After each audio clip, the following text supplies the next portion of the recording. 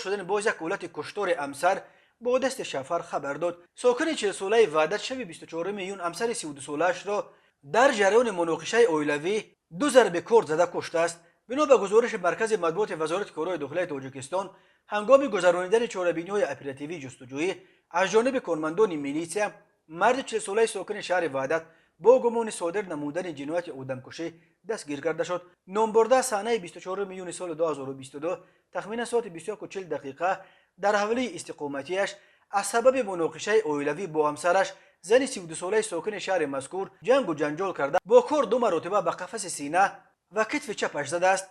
در نتیجه جبر دیده جراحت وزن جسمانی برداشته در بیمارخانه به هلاکت رسیده است. گفته می شود در اطلاعیه وزارت کارهای داخله درباره سبب مناقشه اویلوی که به چنین فرجام خونین آورده رسانیده است، مقامات تا حال چیزی نگفتند.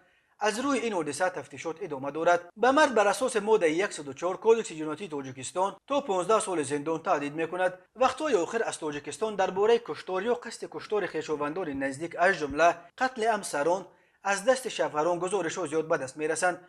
هفته گذشته وزارت کارهای داخلی درباره بازداشت یک ساکن قبلا سود شده ناحیه 5 خبر داد که روز 7 ایون سال جاری در حالت مستی پدر 78 سالش را زده کشته است.